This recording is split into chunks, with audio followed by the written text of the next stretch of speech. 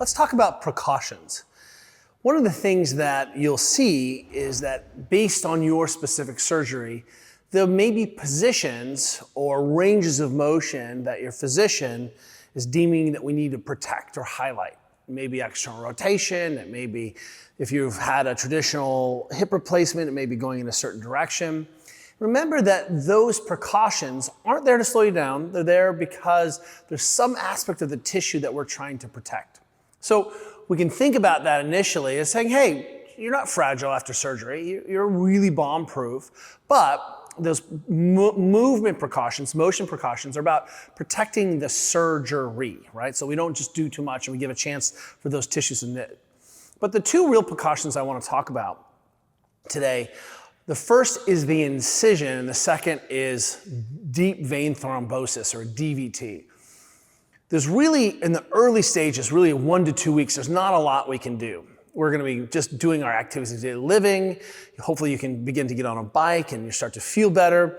But especially that first week and until that incision really has a chance to heal up, our goals are to manage decongestion, manage pain, get as much sleep as we can, move as much as we can, and keep that incision clean.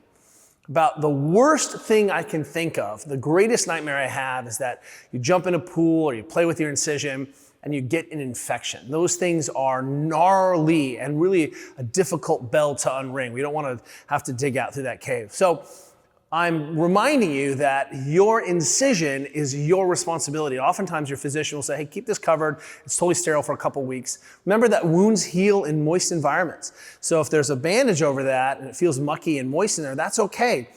A dry bandage actually will have your healing times worse. Yes, you may replace it between you and your surgeon or you and your physician or your nurse practitioner or PA afterwards. But really, we don't want to submerge that thing. We don't want to touch it. We don't want to play with it. We want to keep it clean and we want to keep the area around it clean. Even just a light alcohol spray around the area can make a difference, or even hitting with a wipe. What I'm suggesting again is that if you feel like you're getting some redness or irritation, take a picture and send it to your physician. If we suspect that there's been some abruption in that surface, we've disrupted that integrity of that surface, we want to jump on it right away so that we don't have to deal with some kind of secondary infection. So as you're looking at it, if your knee is looking really, really angry and not like you've had a surgery, but something else is going on, take a picture and send it to your physician. But keep in mind that your job is not to play with your suture. And while I love being in the pool and I love being in the sauna, we don't want to get that thing wet until that thing is healed. So if you've still got scabbing on there, we're going to just pretend like we want, and that could be 3 to 4 weeks before we start to think about immersing that thing, unless you've been given the go-ahead by your physician. Surgical management of the incision is a big deal. Secondarily, I just want to remind you about this thing called DVT. Now, it's unlikely in our population of young, athletic, middle-aged people, athletic, elderly athletic people, we're going to see deep vein thrombosis.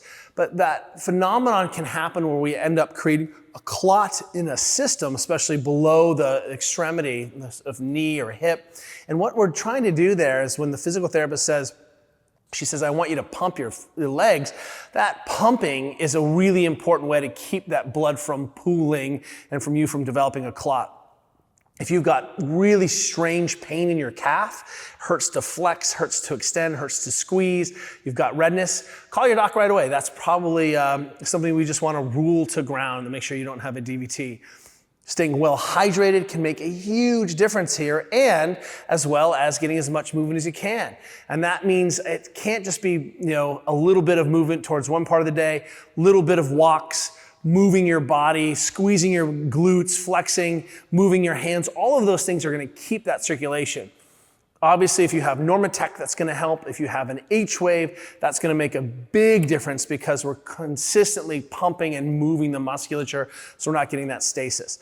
That's one of the reasons they may send you home with a compression stocking or not, to keep that space from sort of being swollen and static. But the idea here is hydration and potentially staying on the anticoagulation meds. If they give you a baby aspirin or something, that's what they're trying to protect, is the prevention of blood clots in this situation. Bottom line, it's pretty simple in these precautions. Protect your ranges, Protect your incision, move your legs, move your arms as much as you can in a pain-free way where you're just wiggling and fidgeting like it's your job.